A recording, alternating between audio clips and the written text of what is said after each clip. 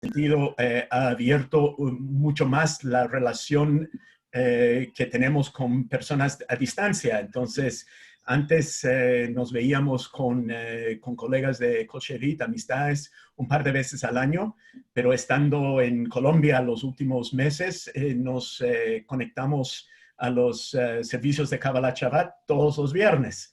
Entonces, si bien es cierto, hemos tenido que cambiar la modalidad, tenemos la oportunidad de relacionarnos con más gente, que es algo interesante y bonito de esta realidad.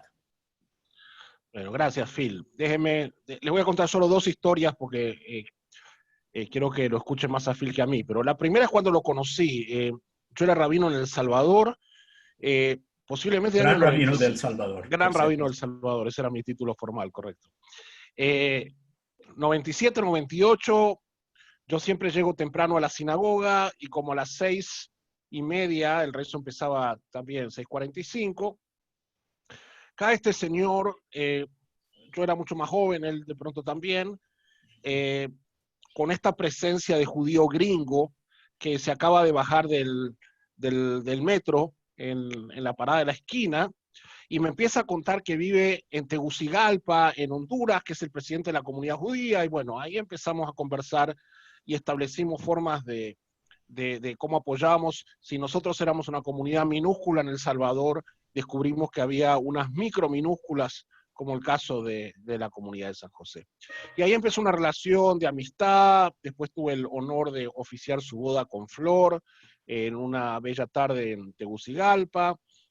Y en el año 2015, nos hemos cruzado un montón de veces, en octubre me llama por teléfono que estaba en la ciudad de Panamá, y yo le digo que venga para la casa porque estamos justo celebrando el cumpleaños de Dan, de mi hijo Dan, que es el 29 de octubre. Así que llegó para la celebración.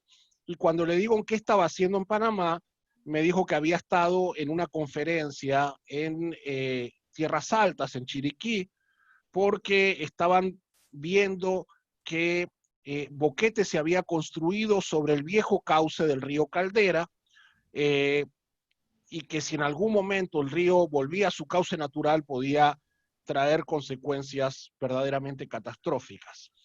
Y nos explicó la lógica de ese razonamiento, y 3 semanas después, lamentablemente, se volvió realidad con unas lluvias impresionantes que trajo una inundación que se llevó buena parte de Boquete. Así que ahí queda claro que de verdad es un especialista y tiene una experiencia en muchos lugares.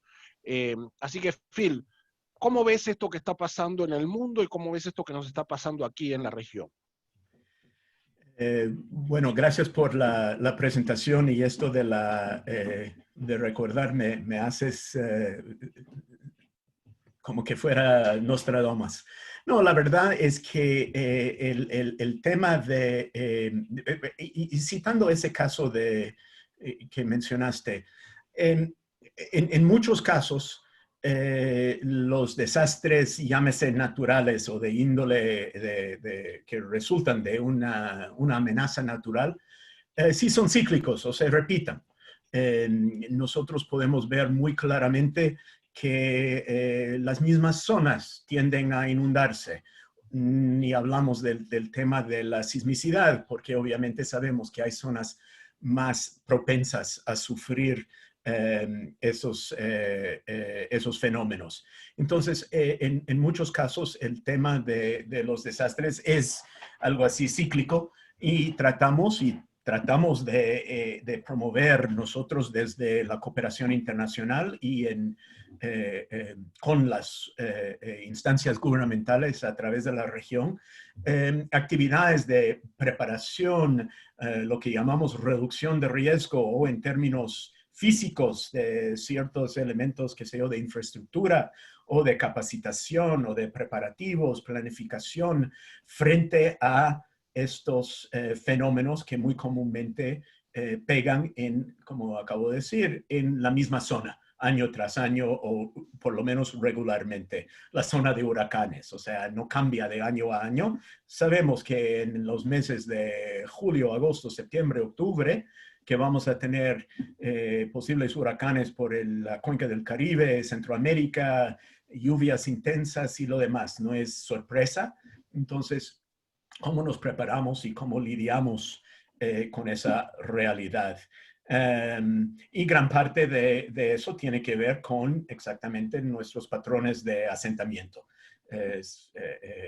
Donde estamos viviendo hace 50 años, cuando éramos mucho menos población, estamos más alejados de los ríos y de los otros lugares. Ahora ya estamos mucho más cercanos físicamente en muchos casos, entonces tenemos que pensar en esas realidades. Pero de vez en cuando sale algo, digamos, de esos fenómenos mucho menos comunes, como lo que estamos viviendo actualmente, que es una pandemia que por su misma, digamos, categoría, es algo que simultáneamente a nivel mundial estamos viviendo. Este fenómeno es un fenómeno totalmente natural. La última vez que hubo algo similar fue, como todos saben, en 1918. Y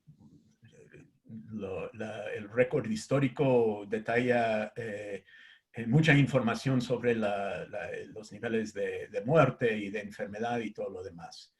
Entonces, estamos viviendo una realidad que es una combinación de una especie de virus. Estos coronavirus no son nada extraño de por sí. La influenza, lo que sabemos como que conocemos como resfriados, esos son de la categoría de coronavirus también.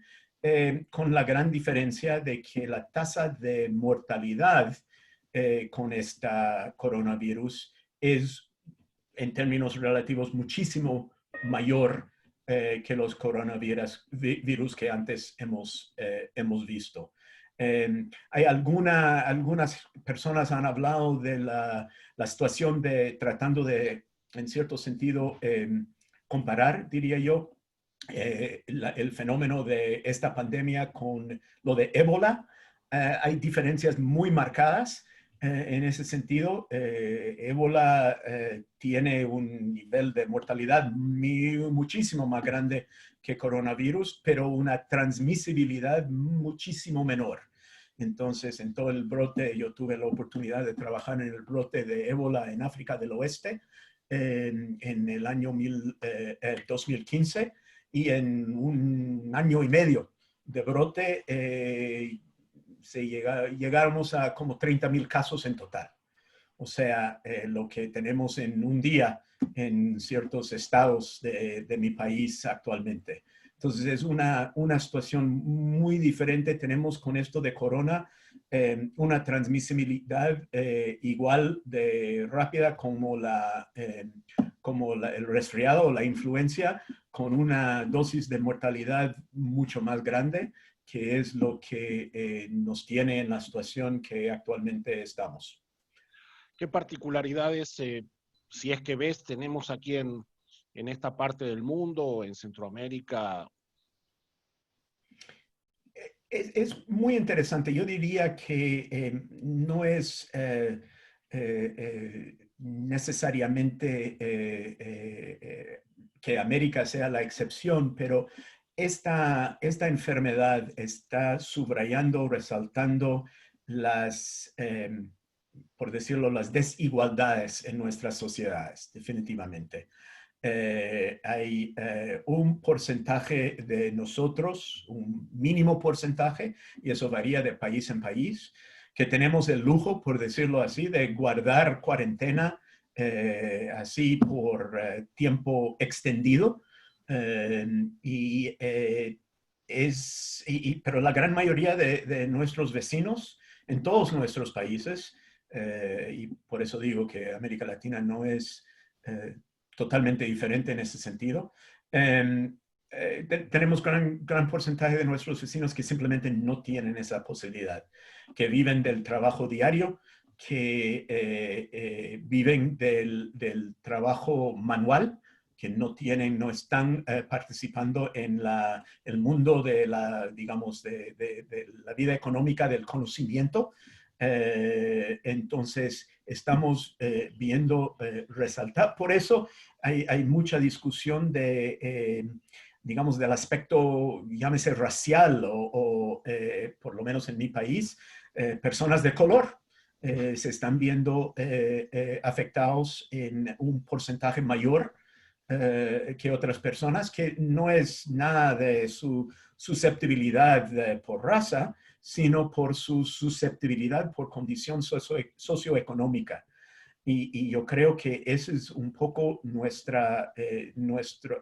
o sea, la lección que deja esta enfermedad es que las desigualdades hasta tienen una obvia implicación en temas tan tangibles como la salud.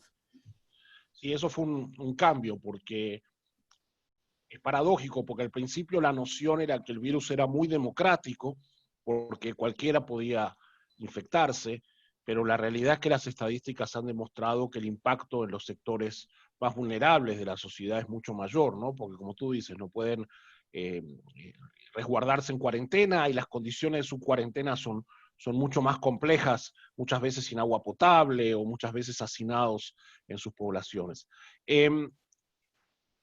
La semana pasada me mandaste un artículo sobre chivos expiatorios, ¿no? Me mandaste un artículo que analizaba la peste negra y la acusación contra los judíos, que es un tema que uno siempre ha manejado, pero claro, no desde la perspectiva ahora de estar en una pandemia.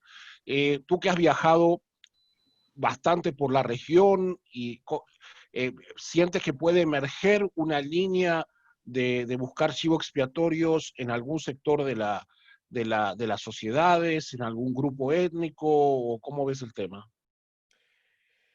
Es muy interesante la pregunta. Ese artículo me mandó un amigo, sabiendo obviamente que soy judío, es un amigo no judío de Guatemala, y habla de, digamos, qué pasaba o diferenciando qué pasaba con las comunidades judías en las diferentes ciudades en Europa durante esta pandemia del Black Plague.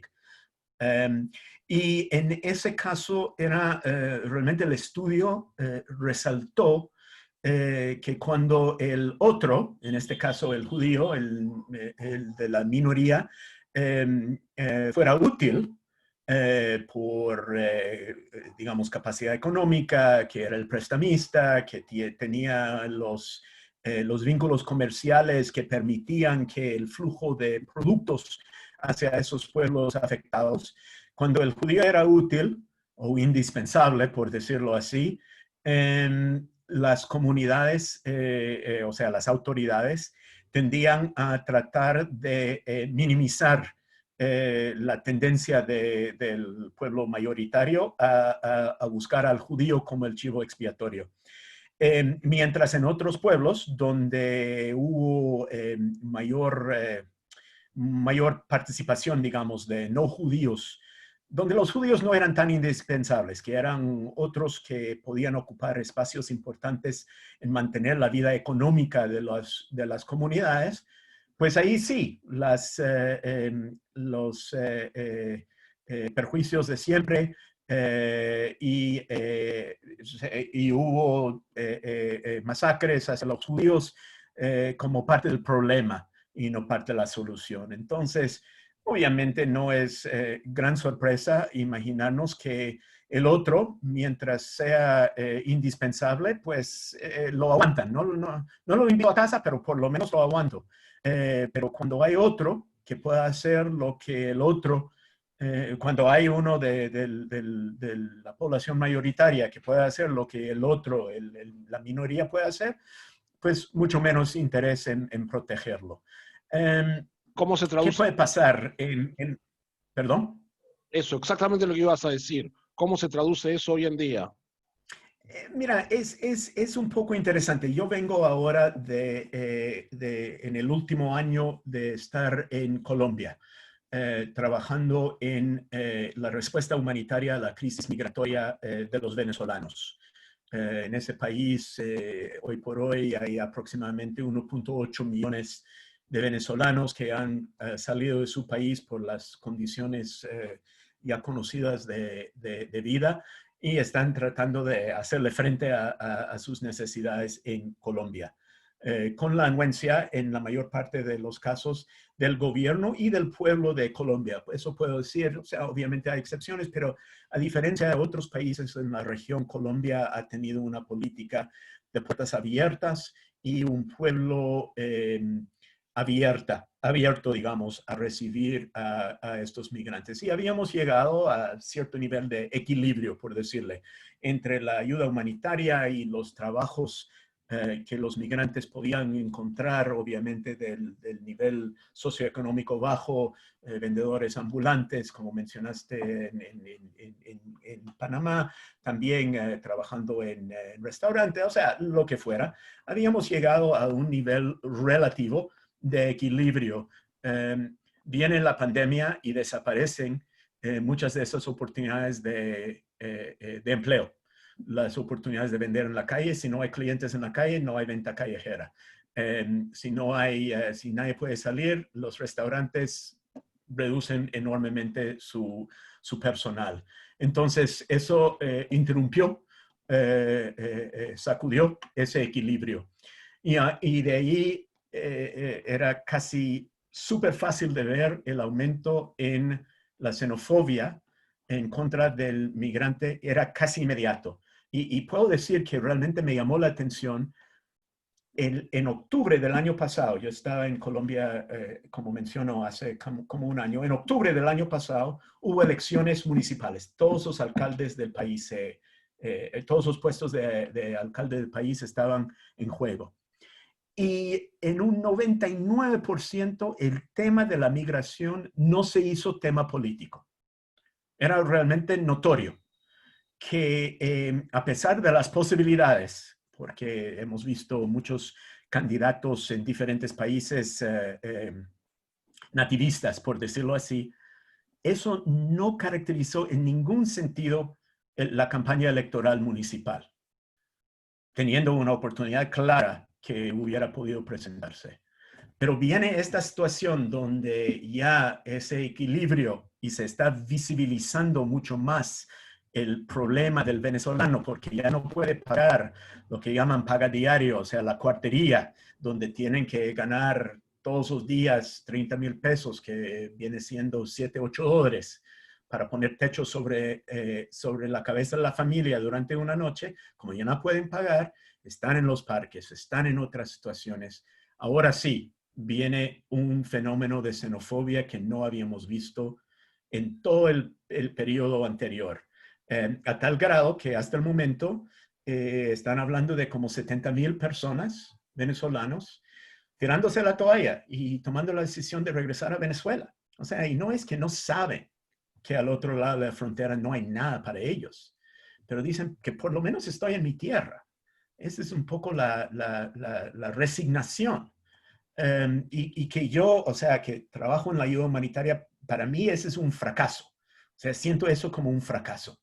Que un equilibrio que habíamos logrado con todos los esfuerzos, que se desestabilizó y que ahora es súper difícil volver a retomar y restablecer ese equilibrio. Entonces, en cierto sentido, tal vez eso ayuda a ver un ejemplo muy específico, muy coyuntural de un país, pero otra vez en un momento político donde muy fácilmente hubiera sido posible hacer de eso un tema electoral, pues no se hizo, pero ahora sí, ya el venezolano es el problema. Me dejas un poco preocupado con ese análisis porque en Panamá sí hemos tenido un resurgir fuerte de la xenofobia en los últimos años. Quizás va de la mano un poco con el amesetamiento de la economía y algunos políticos prominentes aprovechan eso como parte de su campaña y su discurso. Y entonces quizás cuando el shock de la pandemia de alguna manera se calme y haya que comenzar a sentar las bases de la reestructuración de la sociedad, va a emerger esta esta corriente xenofóbica con fuerza, porque la gente se siente, pareciera ser cómoda cuando se le puede echar la culpa a alguien, ¿no? De eso los judíos sabemos bastante. No, definitivamente, o sea, el hecho, y nuevamente citando el caso, y no estoy señalando así ni culpando el tema o sea, el asunto en Colombia, simplemente utilizando eso como un ejemplo. Ahora, ¿cómo retomar en un país que había tenido realmente una actitud muy de puertas abiertas y mucho colombiano? O sea, el decir de la gran mayoría de las personas, y incluso hablando de Juan Pueblo en la calle, pues por muchos años los colombianos íbamos para Venezuela, trabajamos, etcétera, etcétera, somos vecinos, o sea, era muy diferente, o sea, yo lo veo diferente a la reacción a la migración venezolana en en otros países de la región. Tenemos una actitud muy diferente en Ecuador, en Perú, pero Colombia ha tenido esa apertura y ahora, ¿cómo vamos a regresar a esa actitud luego de esta sacudida? Es una buena pregunta. No sé, o sea, en este caso particular de Colombia, no sé exactamente cómo va a resultar, pero en todos nuestros países la pregunta es si si la lección, yo tengo un colega que dice, muy comúnmente hablamos de lecciones aprendidas.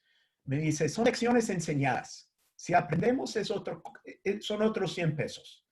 Entonces, esa es la pregunta. O sea, tratando de ser optimista al respecto, la ventaja, si uno puede hablar de una pandemia teniendo ventajas, es que todos estamos viviendo esta realidad simultáneamente. No es el fenómeno que está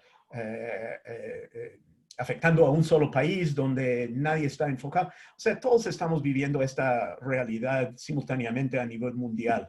Y mi esperanza en ese sentido es que de alguna manera, como mundo, como la totalidad de la comunidad global, que lleguemos a visualizar esto, a visualizar nuestros países a través de una nueva óptica, tomando en cuenta lo que esta pandemia nos ha enseñado.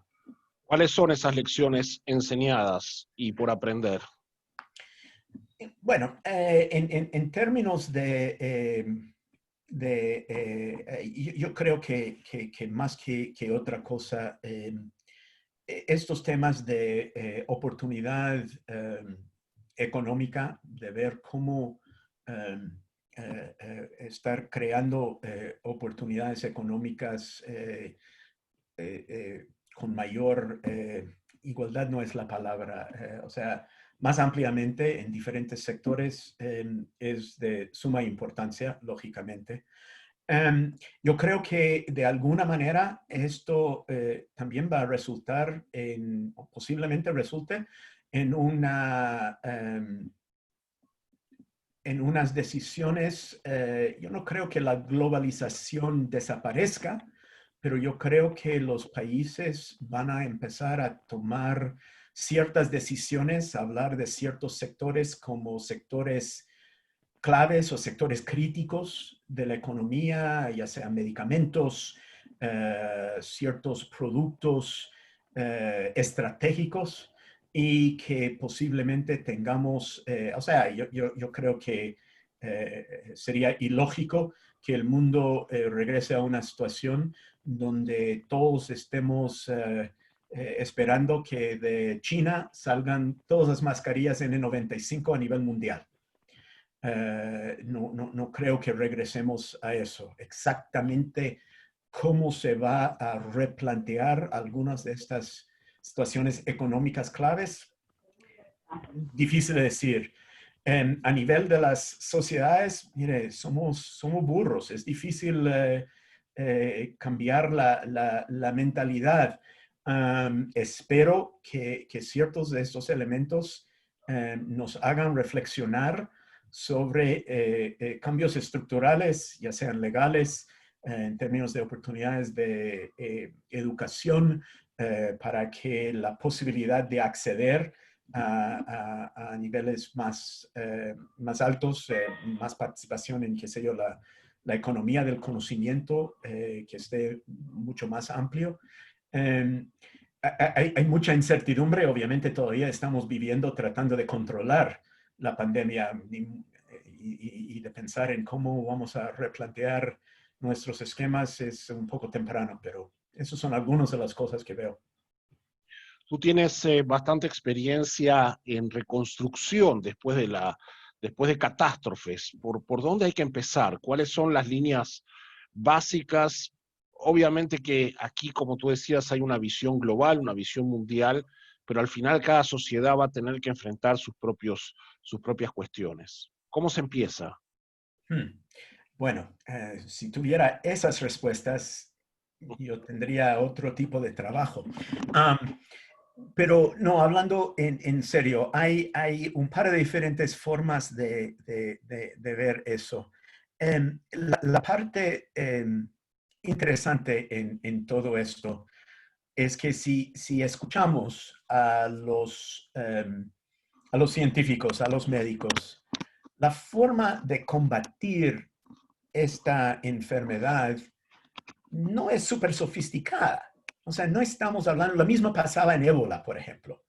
O sea, sí, en Estados Unidos los 2, 3 casos tenían toda la maquinaria del mundo, pero en África del Este, básicamente del oeste, lo que tratamos de hacer era mantener a las personas hidratadas hasta que su propio organismo pudiera combatir la enfermedad. Y esa es la realidad con las virus. O sea, uno puede tomar las pastillas que quiera, pero a final de cuentas la gripa dura 7 días. O sea, uno se siente un poco mejor, un poco peor, pero a final de cuentas es el organismo mismo que tiene que tratarse eso. Entonces, ¿por qué traigo esto a colación? Muchos están hablando de los sistemas de salud. Sí, hay necesidad de mejorar esos sistemas de salud, pero no necesariamente en los temas tan sofisticados. O sea, no estuviéramos hablando de ventiladores a la manera que estamos si tuviéramos sistemas básicos de salud pública que funcionaran a tiempo. O sea, esto de identificar contactos, de identificar casos, rastrear contactos y aislar, no estamos hablando de gran tecnología. Estuve escuchando sobre la experiencia en Corea del Sur, donde tienen una tarjeta única, o Taiwán, una tarjeta única de salud, y en el momento que uno va al médico y pasa la tarjeta para decir, fulano de tal recibió tal tratamiento el día de hoy, eso va a una base de datos donde los que hacen el rastreo, y no sé, a veces antes de COVID, pero cuando brota COVID, ese sistema permite un nivel de rastreo inmediato. O sea, uno no tenía que, bueno, ir a cranear, ¿cómo voy a crear este sistema? Sino tener sistemas que permiten ese tipo de rastreo. Yo sé que hay mucha discusión de información privada y todo lo demás. Entiendo, pero a final de cuentas, la parte de cómo combatir este tipo de enfermedad no es de otro nivel de tecnología.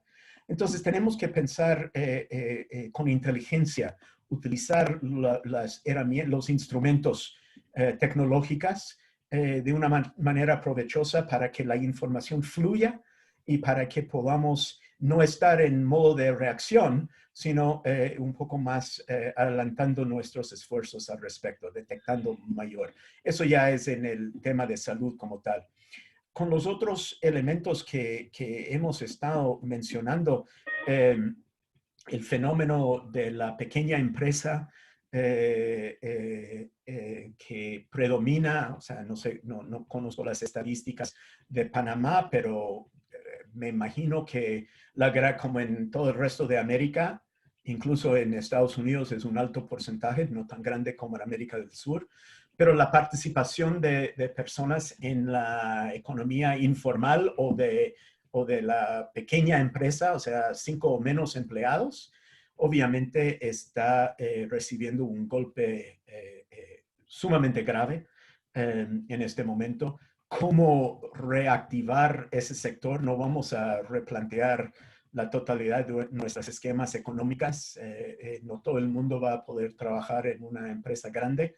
Entonces, cómo reactivar la pequeña economía va a ser un reto enorme.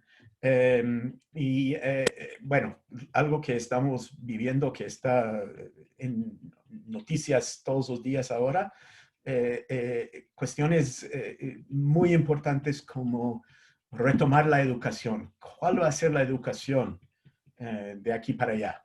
¿Cómo vamos a trabajar estos temas? ¿Cómo vamos a poder hacer que el asistir a la escuela o el colegio sea algo seguro para los niños, los maestros, administradores y todo lo demás? O sea, todas esas cuestiones de afluencia a lugares donde no tenemos alternativa, o sea, no hemos tenido alternativa.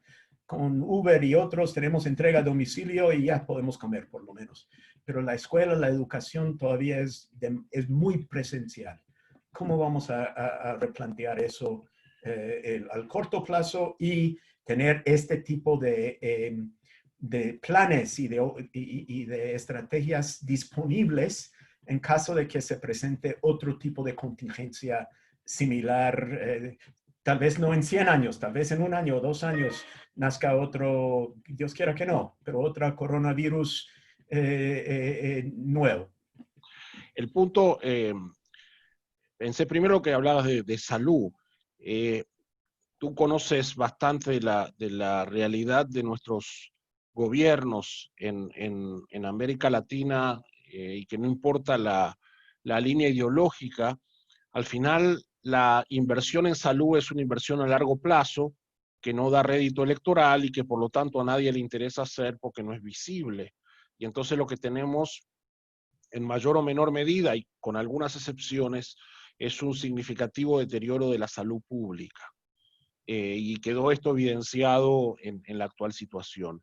Y algo similar se ve también en el tema de educación, donde no hay políticas de Estado. Entonces viene un gobierno nuevo que quiere inventar todo y después viene el gobierno siguiente y todo lo que hizo el gobierno anterior está mal. Entonces no hay una continuidad que permita resolver estos, estos temas y mover el país hacia adelante, de forma tal de lo que tú dices, ¿no? Sentar las bases para un verdadero progreso social, cuyos pilares son la educación, obviamente, y la salud. Te pudiese dar un montón de ejemplos de Panamá, que mucha de la gente que está aquí puede dar fe de eso, y tú conoces muchos más. ¿Cómo aprenderán los gobiernos a pensar diferente, a actuar diferente, a entender que si no la cosa, al próximo virus vamos a estar igual o peor que ahora? Preguntas fáciles hoy, Rabino. Gracias. Vengo Um, inspirado, vengo inspirado. sí, sí, eso. Sí, es fácil. No, mira, otra vez, otra vez yo quisiera pensar que la posibilidad de tener ya las experiencias a nivel mundial, ciertos países que han podido lidiar con esta situación mejor, o sea, sobresalir. O sea, ¿qué estamos buscando en estos casos? Desviación positiva. O sea, si la media es X, estamos buscando a otros que no por tener 1000 veces más dinero logren un mejor resultado. O sea, uno podría argumentar que, bueno, con infinidad de dinero vas a tener buenos resultados. Obviamente podemos citar a varios países que violentan esa supuesta norma. Entonces, lo que tenemos que ver es la desviación positiva. Esos países que no con gran lujo de recursos, pero que con trabajo inteligente, como este ejemplo de Taiwán o de Corea del Sur, o ciertos otros países que han podido manejar Nueva Zelanda como un otro ejemplo. Sí, uno puede decir, hay particularidades. no voy a decir que no, o sea, uno puede, un ejemplo tiene obviamente sus condiciones específicas, pero si podemos encontrar en esos lugares que han logrado manejar esta situación mejor ciertos elementos en común, de ahí sí, la verdad es que estará la evidencia para todos disponibles de lo que se tiene que hacer, las mejores prácticas. ¿Qué buscamos siempre en cualquier situación? Tratamos de encontrar las mejores prácticas. Bueno, como todo el mundo está viviendo esto, no debería ser tan difícil poder identificar esas mejores prácticas y llevar eso al estudio de la situación y de la divulgación. O sea, no, tenemos los medios para que todos aprendamos en tiempo real los unos de los otros. La pregunta es voluntad eh, y lo que decías, visión. Si vamos a estar siempre con esta visión cortoplacista y business as usual, no, las cosas no van a cambiar. No han cambiado durante mucha historia si mantenemos un business as usual approach. Pero esa es la esperanza. O sea, ¿qué puedo decir? Trato de ser optimista en estas cosas. Lo que estamos Para, tratando de ver es identificar esas experiencias positivas y llevarlas al conocimiento. para contrarrestar tu optimismo, eh, tú eres tú eres asesor de cooperación internacional. Uno de los fenómenos que hemos visto en muchos países es que los gobiernos aprovechan esta situación de crisis y emergencia para saltarse los procesos y los casos de corrupción abundan y además desmoralizan, porque uno de alguna manera tenía una mística de que estamos haciendo un esfuerzo colectivo y descubre que sus autoridades, en lugar de estar pensando cómo resolver la cosa, están viendo cómo le sacan beneficio propio a esta cuestión.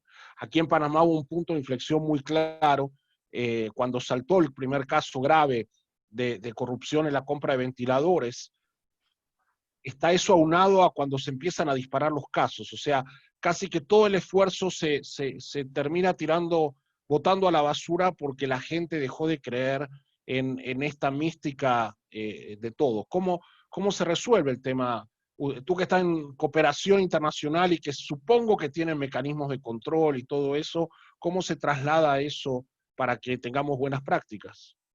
No, definitivamente. O sea, lo que me gusta llamar a Honduras como mi segunda patria por mi esposa y familia. Y la verdad, estamos viendo un caso descarado, lamentablemente, de ese tipo de corrupción actualmente relacionado con la pandemia. Y obviamente desmoraliza a todos. O sea, aunque, o sea, y es lamentable porque ok, los gobernantes siempre han robado, pero eso no debería de trasladarse en, entonces no voy a usar mascarilla. Y esa es la parte que más me saca de quicio, pero entiendo digamos, esa lógica de tirar la toalla.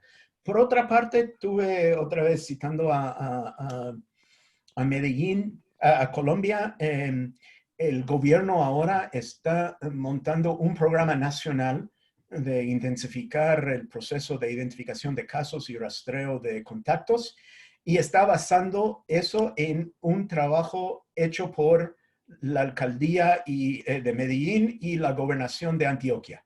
Entonces, sí, esto de una mejor práctica que ha tenido un resultado muy notorio, o sea, la diferencia entre la curva en Medellín y Antioquia versus el resto del país era muy diferente. Y sí vimos a un gobierno nacional aprovechando ese ejemplo para el bien.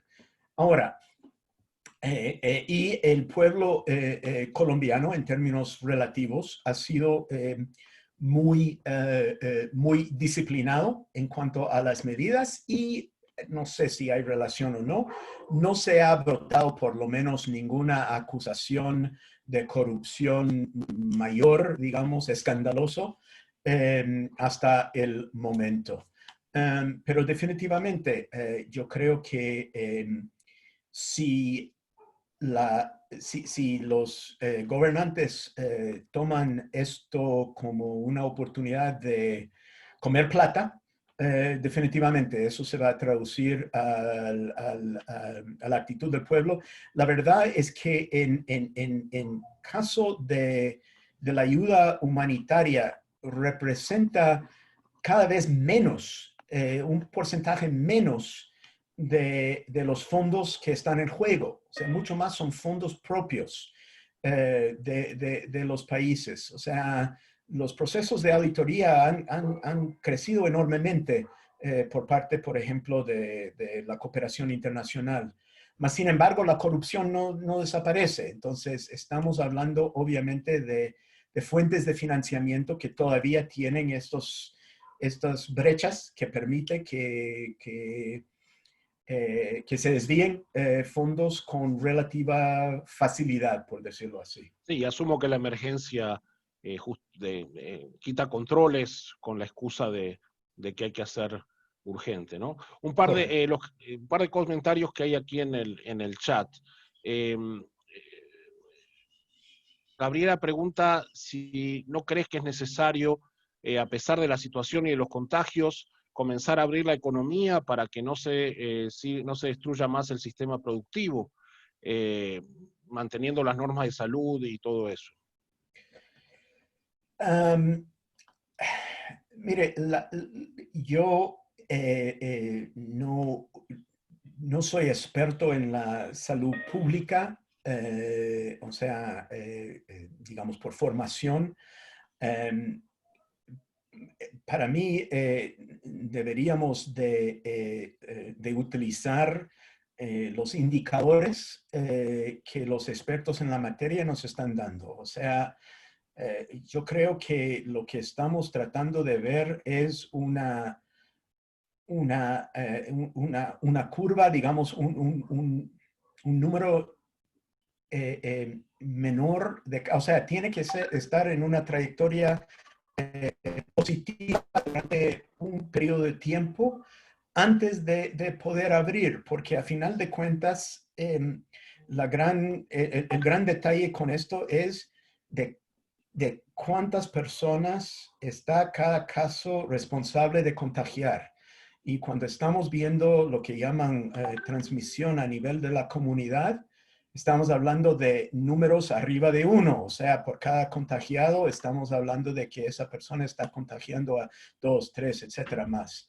Mientras estemos con números positivos, o sea, arriba de 1, pues muy complicado porque no vamos a poder mantener abierta la economía por mucho tiempo, porque al momento de tener ese tipo de transmisión, pues la gente va a tener temor de ir a trabajar o se va a enfermar y tener que retirarse de trabajar.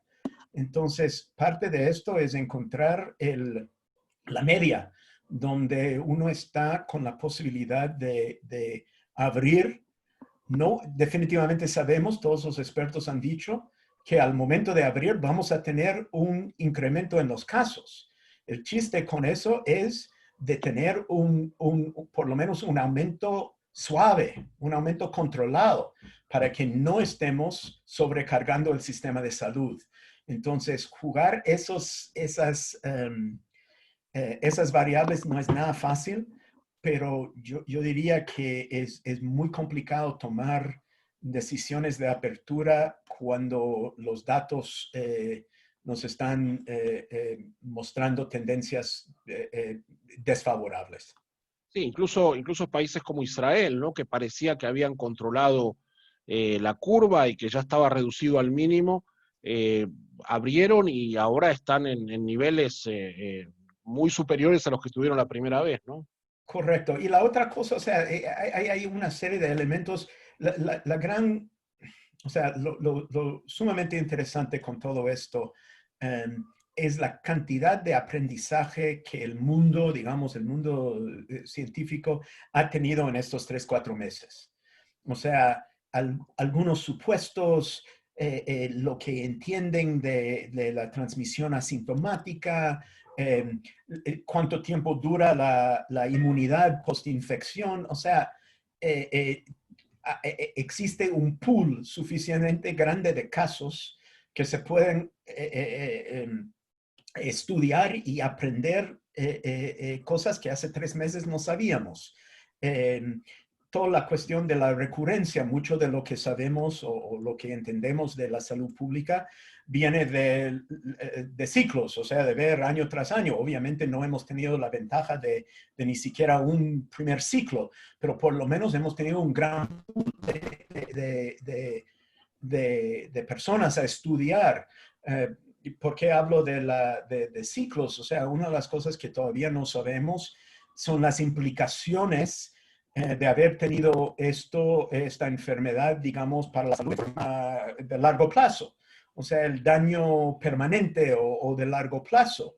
No hay claridad sobre este tema. Cuando uno habla de que, bueno, una recuperación y sin mayor daño, pues todavía no sabemos. O sea, al igual que se aprendió mucho luego del brote de ébola, que era el más grande en la historia, pues vamos a seguir aprendiendo.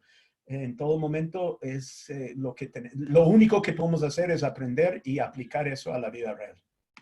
Sí, lo interesante es que en este caso hemos sido testigos del aprendizaje, ¿no? Y eso de alguna manera reacomoda nuestra relación con la ciencia y con los científicos. Por un lado, uno aprecia el esfuerzo y la dedicación y esa capacidad de ir equivocándose y reaprendiendo o redefiniendo las cosas, pero por otro lado, se ha perdido un poco la magia de la autoridad, ¿no? Pareciera ser ahora que hay más de arte que de ciencia en esta cosa, y al estar pendiente y todo el mundo leyendo las investigaciones y pendiente de la vacuna y qué sé yo, es como estar en la cocina cuando te invitan a comer, ¿no? Antes nosotros estábamos deleitándonos del menú y reconociendo al chef. Hoy estamos dentro de la cocina y viendo cómo a él de pronto algunas cosas se le queman y otras se le caen al piso, y entonces no sé si estamos tan a gusto con ese modelo, ¿no? Ese es un tema muy interesante y obviamente hemos visto, bueno, en mi país, probablemente más que en cualquier otro, este debate. Pero regresando a la base, o sea, yo he tenido la oportunidad en diferentes momentos de mi experiencia, brote de ébola, brote de cólera en Haití en los años 2010, 11 y 12. La gente va a Mucha pensar que por interacción ahí el con... problema eres tú, Phil. Si estuviste en Sí, todos los claro, brotes, si estuviste en todos los claro. brotes. Exactamente. Bueno, ya descubriste mi secreto. No, pero básicamente lo que iba a decir es que yo he tenido la oportunidad de interactuar con científicos, médicos, investigadores del CDC, por ejemplo, en Estados Unidos, nuestro centro de control de enfermedades, diagnóstico y control de enfermedades, los epidemiológicos clase a nivel mundial. Y esa es gente totalmente comprometida con su ciencia, que hasta en varias ocasiones me ha llamado la atención que es como ciencia por encima de cualquier otra cosa. Algunas situaciones, por ejemplo, en Haití en el año 2010, cuando detectaron que el brote era de un contingente de soldados de algún país del Peacekeeping Force, iban a divulgar esa información sin pensar que la embajada americana tenía que tener algo que decir al respecto, porque estábamos apoyando al máximo esa fuerza para mantener la paz. O sea, para ellos era ciencia por encima de cualquier cosa. Y lamento muchísimo ver que obviamente el Internet hace de todos nosotros expertos en todo, pero cuando nuestros líderes realmente empiezan a jalar, a hacer todo relativo, ahí estamos mal, sinceramente. Hay cosas que simplemente la ciencia es lo que es. cuando los que quieren decir que la Tierra está plana, o sea, mira, hay cosas que no, o sea, ya, dejemos de cuestiones así, pero cuando tenemos líderes que por A, B o C conveniencia percibida empiezan a jugar con eso, está muy mal. O sea, la idea, lo mencionaste, Gustavo, la idea de formar una hipótesis, investigar la hipótesis, admitir errores y replantear, esa es ciencia. Ese es el proceso científico.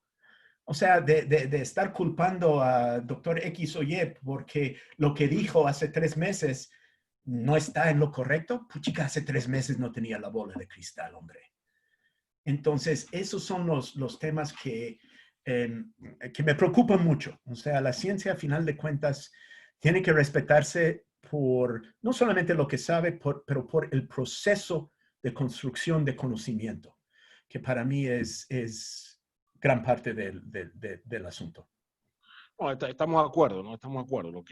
La novedad en este caso es que estamos viéndolo en primera fila Absolutamente. y de alguna manera nunca lo teníamos y a una velocidad, porque o sea, el lado positivo es la velocidad. Ya las primeras vacunas están por probarse, cuando antes tomaba 10 años llegar a la fase 3. Así que está todo en una velocidad y lo estamos viendo y las redes para bien o para mal, nos traen todo eso a nuestro teléfono inmediatamente, ¿no? Exactamente. Totalmente de acuerdo. No, la rapidez es súper impresionante. Ok, estamos llegando casi al final de nuestro café, Phil. Empezaste citando a Nostradamus en relación a lo que yo comenté. ¿Cómo te imaginas el mundo y la región en 5 años?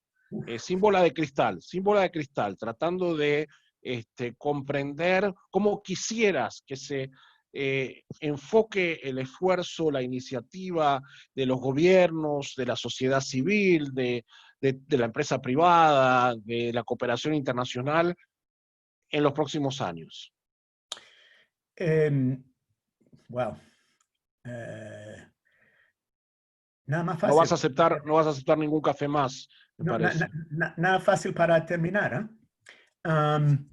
No, o sea, mire, yo creo que los elementos básicos no han cambiado. Estamos hablando de la necesidad de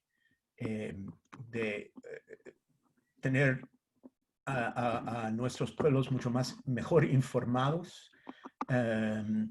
Tenemos que, o sea, hay muchas cosas que se pueden hacer tecnológicos y lo demás, pero a final de cuentas lo que tenemos que hacer es asegurar que nuestros pueblos estén recibiendo información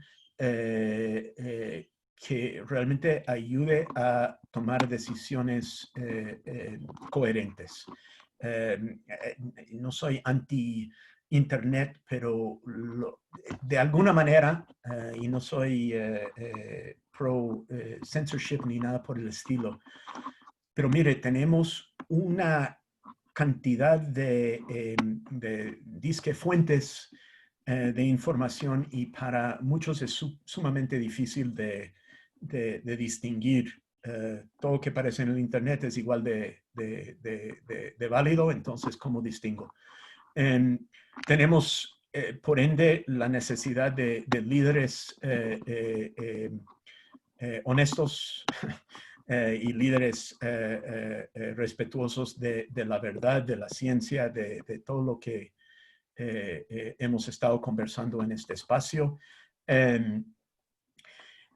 A final de cuentas, yo regreso a lo que nosotros hablamos es reducción de riesgo. Nosotros no hablamos de eliminación de riesgo porque no hay cosas de cero riesgo en el mundo.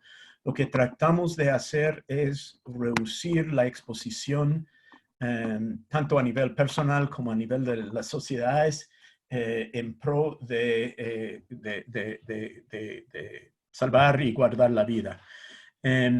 para mí esa actitud, muchos dicen, bueno, solo ves la única nube en el cielo en un día soleado. Bueno, ok, perfecto. Pero hay ciertos elementos, como eso que citaste, de una cuenca y el comportamiento de una cuenca. Cómo tomar decisiones a nivel individual, a nivel de nuestras sociedades, dónde construimos, cómo construimos, qué ponemos a la disposición de nuestros pueblos y qué no ponemos a la disposición. Todo tiene que ir en relación a una, o sea, nosotros lo simplificamos a reducción de riesgo. Hay un marco de Sendai que se lanzó en el año 2015 que habla justamente de eso. Y habla en diferentes aspectos, la parte de conocimiento, la parte de preparativos, la parte de educación, la parte de infraestructura. O sea, hay una serie de elementos, pero para mí la parte de reducir riesgo, de resiliencia, porque es demasiado común ver avances tipo boquete y después por unas decisiones mal tomadas, ver una destrucción y derroche de recursos y empezar en cero. Entonces la pregunta es cómo podemos ir agregando, digamos, variables a nuestra forma de tomar decisiones. Obviamente hay muchas situaciones donde estamos hablando de problemas de recursos. Hay gente que vive al fondo del barranco no porque les gusta la vista, sino porque su vida económica no permite otra cosa. Pero hay muchas otras cosas, muchas otras decisiones, tanto a nivel individual como a nivel de sociedad, que no responden a deficiencia de recursos, donde estamos hablando más bien de deficiencia de conocimiento o, como decías anteriormente, cortoplacismo. Entonces, esos son los elementos que quisiera dejar sobre la mesa como prioridades hacia adelante. Espero que de aquí a 5 años regresemos a otro café y veamos ya hacia atrás cómo desarrollamos en estos años, convirtiendo las lecciones enseñadas en aprendizajes y en replanteamiento de ciertos procesos claves en nuestras sociedades. Bueno, después de esa reflexión profunda, criteriosa, no me queda más que agradecerte, Phil, que compartas este café con nosotros y con tu testimonio, tu experiencia, y nos des un poquito de luz en medio de esta situación. Así que muchas gracias, un abrazo grande, que nos veamos pronto en persona, aquí o allá o donde sea. Así que gracias a todos por acompañarnos y seguimos con nuestras actividades. Ok, un cariño muy grande para todos, cuídense y ojalá pasemos pronto esta situación. Mil gracias por la oportunidad. Bienvenido, bienvenido. Evelyn. Good to see you. Bueno, cariños, Flor. Chau, chau. Chao.